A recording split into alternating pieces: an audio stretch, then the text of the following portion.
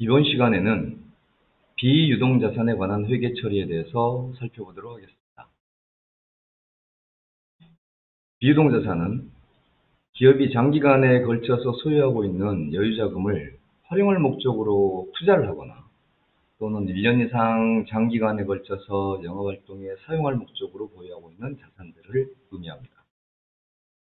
비유동자산의 구분을 보시면 비유동자산은 투자, 유형, 무형, 기타 비유동자산에 대해서 비유동자산으로 구분할 수 있는데요. 이 비유동자산 중에서도 여러분들이 좀 눈여겨서 보셔야 될 게 유형자산에 관한 회계처리입니다. 투자자산은 장기금융상품이나 장기대여금, 매도가능증권이나 만기보유증권, 지분법 적용 투자주식 또는 투자부동산을 의미하는데요. 토지나 건물 등을 1년 이상 장기간에 걸쳐서 영업활동에 사용할 목적으로 보유하면 토지나 건물로 회계 처리하겠지만 투자를 목적으로 토지나 건물 등을 구입하게 되면 투자 부동산으로 회계 처리하셔야 하고요. 유가증권 중에서 지분증권이나 채무증권이 있는데 이런 지분증권이나 채무증권 중에서 일시적인 소유를 목적으로 하고 일시적인 소유를 목적으로 하고 그 다음에 여유자금을 활용할 목적이면서 일시적인 소유를 목적으로 하고 여유자금을 활용할 목적이면서 그러한 그 유가증권, 즉 국채, 공채, 사채 주식 이러한 것들은 단기 매매증권으로 회계 처리하는데 시장성이 없으면은 그 중에서 장기 투자 목적으로 시장성이 없는 주식을 구입하게 되면 또는 사채 등을 구입하게 되면 매도가능증권, 그다음에 타회사를 지배 통제할 목적으로 구입하게 되면 지분법 적용 투자주식, 만기까지 보유할 목적으로 구입하게 되면 만기 보유 증권으로 회계 처리하시면 되겠습니다. 그래서 매도가능증권이나 만기보유증권, 지분법 적용 투자주식은 투자자산으로 분류하고요. 유형자산은 무형자산과 기타 비유동자산을 살펴보고 설명하도록 하겠습니다. 무형자산은 영업권이나 산업재산권, 산업재산권 중에서도 이제 특허권이나 실용신앙권, 의장권, 상표권 이러한 것들은 산업재산권이죠. 그 다음에 광업권, 어권, 차지권, 개발비, 소프트웨어, 프랜차이즈 이런 것들은 무형자산에 해당하죠. 이런 무형자산 등은 실체가 없지만 미래의 현금 창출 능력이 있기 때문에 자산으로 회계 처리해서 무형자산으로 회계 처리하면 되겠습니다. 그 다음에 보증금이나 장기 매출채권, 장기 미수금 등은 기타 비유동자산으로 구분을 하고요. 오늘 살펴볼 것 중에서 가장 중요한 대목이 유형자산에 관한 회계 처리입니다. 유형자산은 1년 이상 장기간에 걸쳐서 영업활동에 사용되는 형태가 있는 자산이죠. 그래서 토지, 건물, 비품, 차량 운반구, 기계장치, 그다음에 구축물, 선박이나 항공기, 그다음에 건설 중인 자산 등이 유형자산에 해당을 하겠습니다. 이런 유형자산 중에서 토지나 건설 중인 자산 등은 감가상각 대상에서 제외가 되는데요. 모든 유형자산은 감가상각 대상이 되지만 토지나 건설 중인 자산은 감가상각 대상에서 제외가 됩니다. 여기에 대한 부분은 뒤에서 다시 한번 설명하도록 하겠습니다. 다음은 비유동자산 중에서도 이제 유형자산에 대해서 설명을 하도록 할 텐데요. 유형자산은 판매를 목적으로 하지 않죠. 이 판매를 목적으로 보유하고 있으면 재고자산이죠. 판매를 목적으로 보유하고 있는 상품 또는 제조기업의 제품 등은 판매를 목적으로 하기 때문에 재고자산으로 분류를 하는데요. 판매를 목적으로 하지 않고 장기간에 걸쳐서 영업활동에 사용되는 토지, 건물, 비품, 차량 운반구, 기계장치, 구축물 이런 구체적인 형태를 갖춘 자산을 유형자산으로 회계 처리하시면 되겠습니다. 유형자산을 취득할 때는 유형자산의 유형자산이 증가해서 차변의 유형자산으로 회계 처리하시면 될 텐데요. 유형자산을 취득했을 때 중개인 수수료라든가 취득세, 등록세, 등기비용, 그 다음에 토지 같으면 정지비, 운반비, 설치비, 사용전 수리비, 시운전비 이러한 것들은 모두 유형자산의 취득 원가에 포함하셔야 되겠습니다. 즉 유형자산을 취득해서 사용하기 전까지 들어간 비용은 모두 유형자산의 취득 원가에 포함하신다라고 생각하시면 되겠습니다. 그리고 유형자산 처분에 대해서 살펴보면 유형자산을 처분하게 되면 대변에 유형자산이란 자산이 감소할 테고요. 장부가액과 처분가액을 서로 비교해가지고 장부가액보다도 처분가액이 낮을 때는 유형자산 처분 손실, 그 다음에 장부가액보다도 처분가액이 높을 때는 유형자산 처분 이익으로 회계 처리하시면 되겠습니다. 그래서 유형자산을 취득했을 때는 건물을 구입했다라면 차변의 건물이라는 자산이 증가하겠죠. 그리고 대변에는 이 건물을 구입하고 대금의 결제 방법이 나올 텐데 현금으로 지급했으면 대변의 현금, 수표를 발행해 지급했으면 당좌예금, 그 다음에 대금을 나중에 지급하기로 하였거나 약속금을 발행해서 지급한 경우에는 대변에 미지급금이 나오겠죠. 그래서 취득했을 때는 차변의 건물이라는 자산의 증가로 회계 처리하시면 되겠습니다. 그리고 처분했을 때는 대변의 건물이라는 자산이 감소할 테고요. 이 건물 장부가액 200만 원짜리를 250만 원에 처분했기 때문에 대변의 차익이 생기는 이 50만 원에 대해서는 유형자산 처분 이익으로 회계 처리를 하시면 되겠습니다. 그런데 200만 원짜리를 170만 원에 처분한 경우이죠. 장부가 200만 원짜리를 170만 원에 처분해서 차변에 30만 원만큼 차익 생기는 이 금액에 대해서는 차변에 유형자산 처분 손실로 회계 처리하시면 되겠습니다. 다음은 유형자산 처분과 구입에 대해서 예제 문제를 풀어보도록 하겠습니다. 영업용 건물을 구입하고 700만 원 구입했죠. 대금은 수표를 발행해서 지급했는데 이 취득세와 등록세가 별도로 현금으로 지급됐습니다. 이 취득세와 등록세는 유형자산의 취득 원가에 포함하셔야 되겠죠. 그래서 영업용 건물을 구입하고 차변의 건물 700만 원인데 이 취득세와 등록세를 건물 취득 원가에 포함하니까 차변의 건물은 735만 원으로 회계 처리가 되겠습니다. 그리고 이 건물 대금 700만 원은 수표를 발행해서 지급했기 때문에 대변에 당좌예금 700만 원 자산이 감소했고요. 취득세와 등록세는 별도로 현금으로 지급했기 때문에 대변에 현금이라는 자산이 감소하는 걸로 회계 처리해 주시면 되겠습니다. 두 번째 문제를 살펴보시면 제품 제조용 기계장치를 450만 원에 구입하고 대금 중 200만 원은 수표를 발행해서 지급했고 잔액은 월말에 지급하기로 했습니다. 그러면 제품 제조용 기계장치를 구입했으니까 차변의 기계장치라는 자산이 증가하는 거래가 되고요.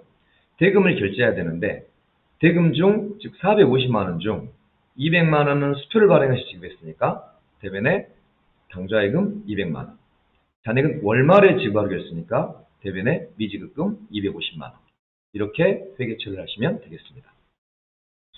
3번 문제를 살펴보시면 구입한 기계장치에 대해서 성능을 시험하고자 윤활유를 구입했습니다. 보통 윤활유 같은 경우는 소모품비로 회계 처리가 되겠지만 구입한 기계장치에 대해서 성능 시험하고자 윤활유를 구입했기 때문에 사용 전에 들어간 비용이죠. 그래서 기계장치 원가에 딱 포함시키기 위해서 차변의 기계장치라고 회계 처리를 하시고요. 대금은 현금으로 지급했기 때문에 대변에 현금 4만 원 회계 처리하시면 되겠습니다. 4번을 보시면 업무용 토지를 구입했습니다.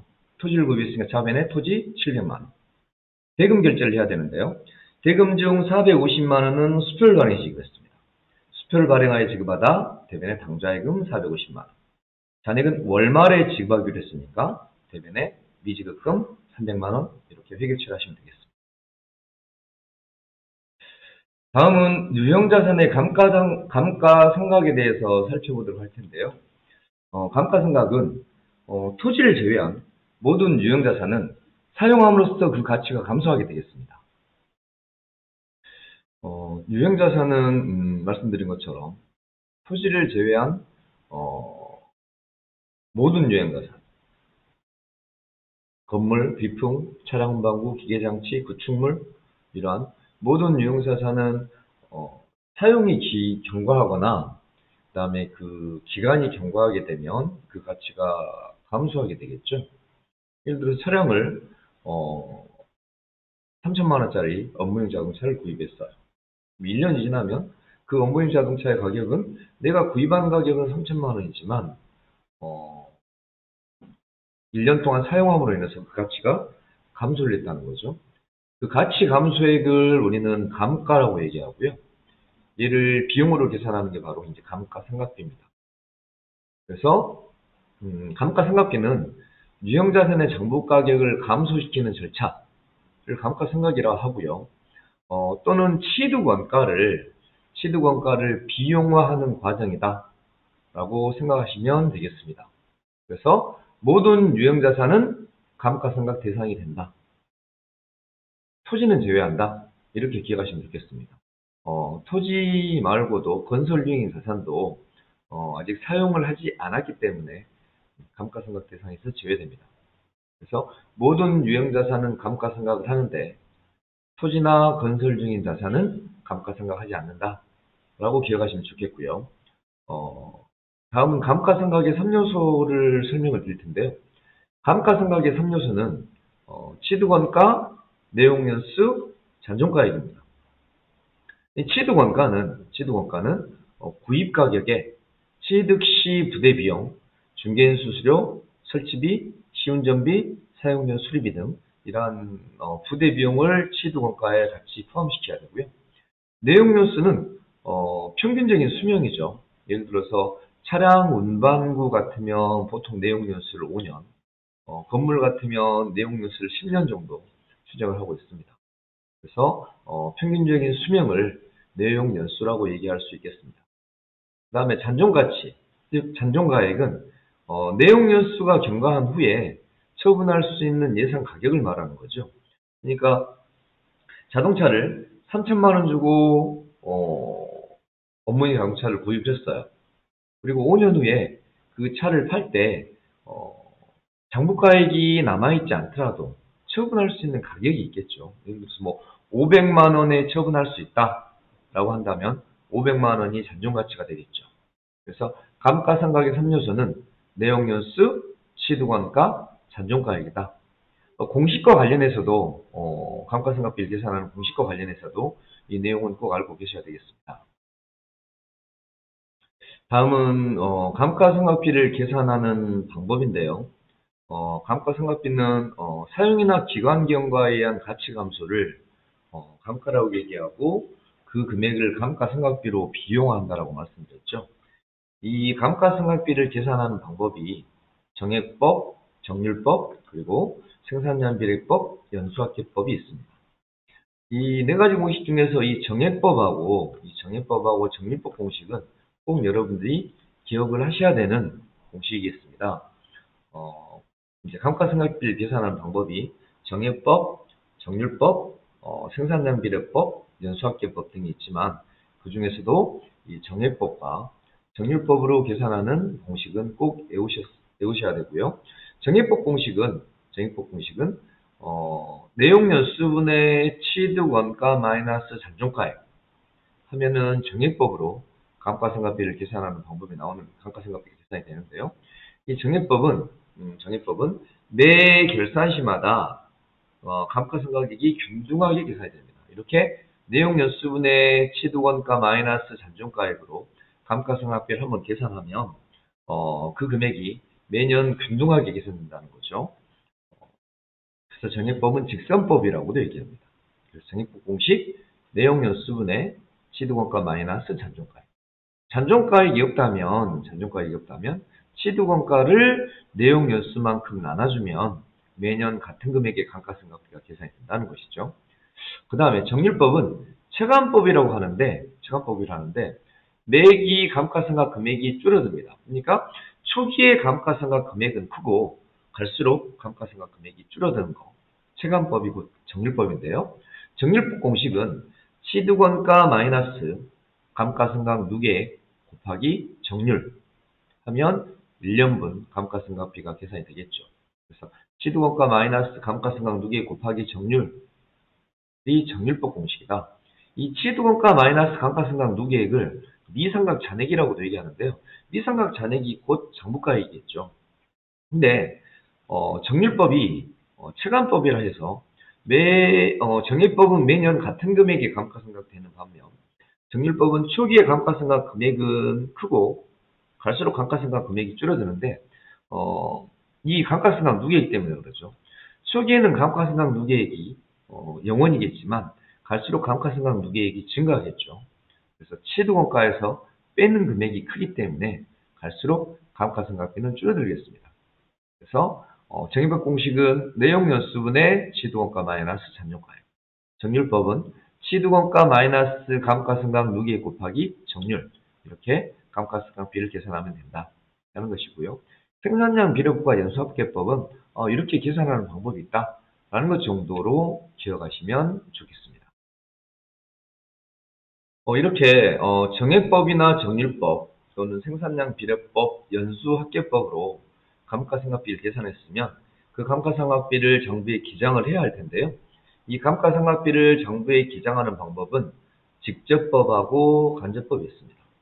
직접법은 차변에 감가상각비, 대변에 건물, 비품을 감가상각했으면 대변에 비품 이렇게 직접 차감해버리는 방식이죠. 이렇게 차변에 감가상각비, 대변에 건물 이렇게 직접 유형자산의 취득원가에서 바로 유형자산의 가치를 감소시켜버리는 방법은 직접법에 의한 감가상각비를 기장하는 방법이고요. 간접법, 주로 이제 간접법을 사용합니다. 간접법은 감가상각비를 계산해서 차변의 감가상각비, 대변의 감가상각 누계액 이렇게 분개하는 거죠. 그래서 감가상각비는 매년 계산이 되겠고 감가상각 누계액도 매년 계산이 될 텐데 감가상각비는 손익계산 항목이죠. 손익계산 항목이니까 매년 비용으로 처리될 테고요. 감가상각 누계액은 재무상태표에 계속 누계가 돼서 적체가 되겠죠. 그래서 간접법을 많이 사용한다. 그래서 차변의 감가상각비, 대변의 감가상각 누계액 이렇게 배기체하시면 되겠습니다. 그리고 재무상태에 기록하는 방법은 대손 충당금처럼 계정식은 차변의 건물, 대변의 감가상각 누계 이렇게 표시하면 되겠고요. 이제 보고식 재무상태표에는 차변의 건물, 보고식 재무상태표에는 건물 밑에 감가상각 누계액을 5만 원을 줬고 건물의 순잔액 장부가액을 75만 원으로 표시하게 했습니다. 그래서 다음은 예제 문제를 한번 풀어보도록 하겠습니다. 자, 예제 문제를 한번 보시면요. 건물 취득원가 600만 원, 감가상각 누계액 260만 원. 취득원가 600만 원이고 가치 감소액 감가상각 누계액이 260만 원이니까 이 건물의 장부가액은 취득원가 마이너스 감가상각 누계액 하니까 340만 원이 장부가액이 되겠죠. 취득원가 600만 원, 감가상각 누계액 260만 원의 건물을 300만 원에 매각 처분하고 200만 원은 현금으로 받고 잔액은 외상으로 하다 이렇게 그 문제가 나왔습니다. 이러한 문제의 유형은 실제 여러분들 검정시험을 볼 때 또 자주 출제되는 내용이니까요. 분개하는 방법을 꼭 기억하셨으면 좋겠습니다. 자, 건물이 처분되면 대변의 건물이라는 자산이 감소하겠죠. 대변의 건물이라는 자산이 감소해서 대변의 건물 600만 원.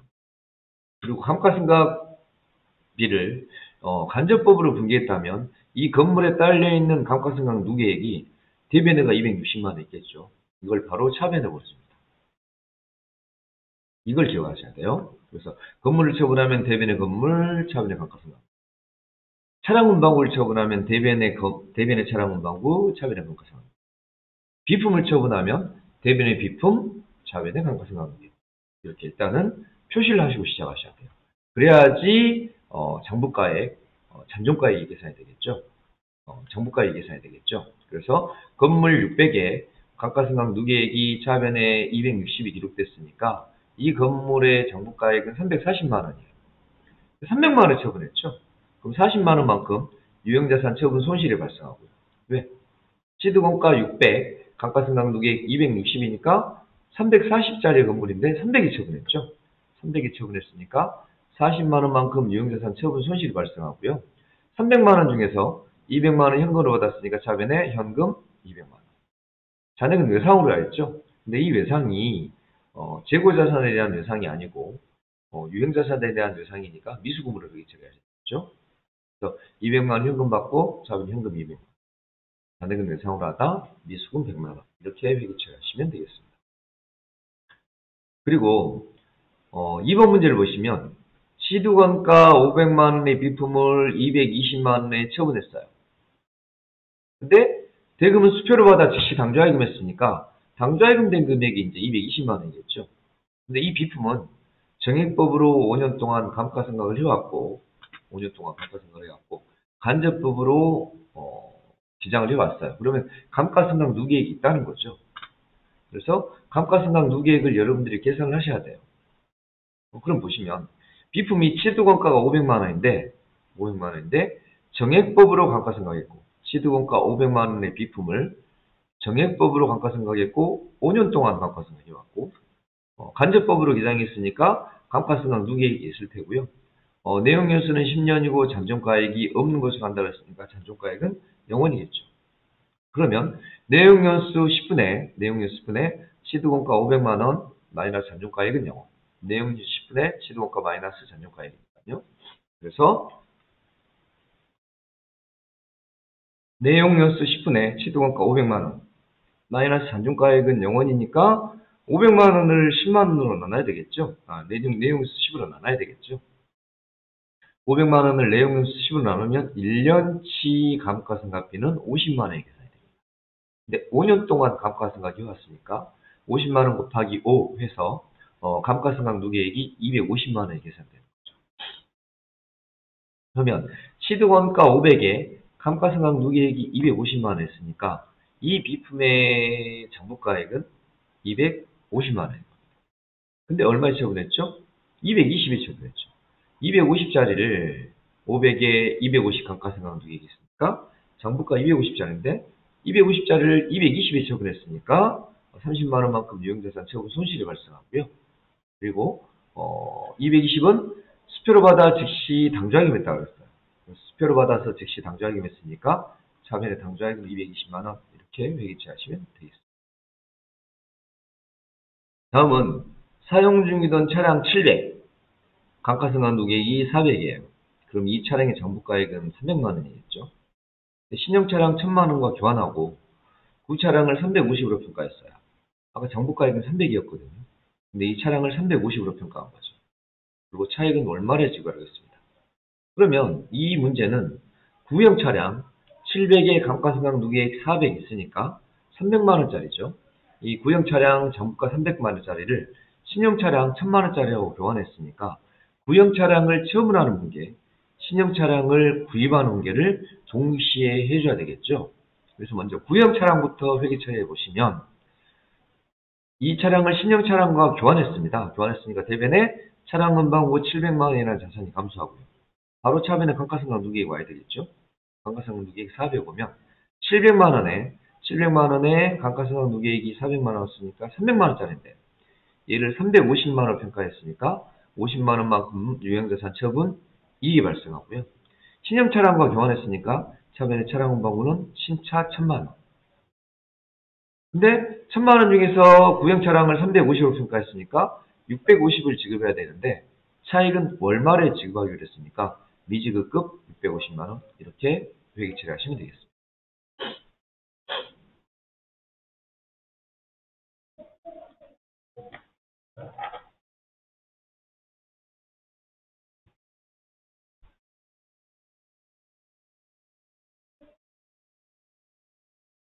폭우로 인해 파손된 유리를 교체하고 비용이 현금으로 지급됐어요. 이 폭우로 인해서 파손된 유리를 교체한 것은 수익적 지출이죠. 그래서 차변에 수선비로 회계 처리하시면 되겠고요. 사용 중인 건물에 피난 설비를 했습니다. 설치비가 250이 들어갔는데 이 250만 원 자본적 지출로서 건물로 얘기하시면 되겠습니다. 그리고 250중 200은 수표를 발행하여 지급하다 대변에 당좌이금 잔액은 얼마를 지급하기로 했습니까? 미지급금 이렇게 회계처리하시면 되겠죠. 다음은 건설 중인 자산인데요. 건설 중인 자산은 건물이 필요할 때 또는 기계장치가 필요할 때 외부로부터 구입하지 않고 자가 건축하기로 한 거죠. 그럼 자가 건축하기로 했을 때는 완공되기 전까지 소요된 비용이 있을 거란 말입니다. 이 완공되기 전까지 소요된 비용을 건설 중인 자산이라는 임시계정으로 처리했다가 완공이 되면 차변의 건물 이렇게 분기하시면 되겠죠. 그래서 건설 중인 자산도 토지와 마찬가지로 아직 건설 중인 자산도 토지와 마찬가지로 감가상각 대상에서 제외되는데 건설 중인 자산은 아직 완성이 안 돼서 사용하고 있지 않겠죠. 그래서 사용이용으로 인한 가치 감소에 해당하지 않기 때문에 건설 중인 자산도 감가상각 대상에서는 제외가 된다라는 걸 기억하시면 좋겠고 이렇게 외부로부터 구입하지 않고 자가 건축하기로 해서 비용이 들어간 것들은 임시로 건설 중인 자산을 회계 처리했다가 완공이 되면 건설 중인 자산을 승계 처리하시고 건물 등으로 분기하시면 되겠습니다. 예제 문제를 보시면 본사 사업을 신축하기로 하고 공사비 1억 5천 중 1차 공사비 1,000만 원이 수표일반이 지급됐어요. 그럼 1억 5천짜리 건물 중 건물 짓기로 했는데 1,000만 원이 수표일반이 지급했으니까 완공되기 전까지 차변의 건설 중인 자산 1,000만 원. 때문에 수표일반이 지급했으니까 당좌금 1,000만 원 이렇게 회계 처리하시면 되겠고요. 자, 2번은 이 건물이 1억 5천짜리 건물이 완공이 됐어요. 이를 인수했는데 지금까지 지급된 공사비가 1억 2천이에요. 이 1억 2천을 제외한 잔액은 수표일반이 지급했는데 등록세, 취득세가 또 500이 지급됐죠. 이 등록세, 취득세는 건물 원가에 포함시키셔야 되고요. 그래서 공사 중인 건물 1억 5천이 완공됐으니까 차변에 건물 1억 5천인데 등록세, 취득세는 건물 원가에 포함시켜서 건물은 1억 5천 5백. 그 다음에 지금까지 지급된 공사비가 1억 2천인데 차변에 건설 중인 자산 1억 2천 이렇게 회계 처리되어 있겠죠. 그래서 건설 중인 자산 1억 2천을 대별로 보내고 나머지 3천만 원은 수표일반이 지급하다 당좌예금 3천만 원. 그 다음에 취등록세는 현금으로 지급했어요. 대변에 현금 이렇게 회계 처리하시면 되겠습니다. 이상으로 비유동자산에 관한 회계 처리를 마치고요. 다음 시간에는 기업의 세금과 주식회사의 자본에 대해서 살펴보도록 하겠습니다. 수고 많으셨습니다.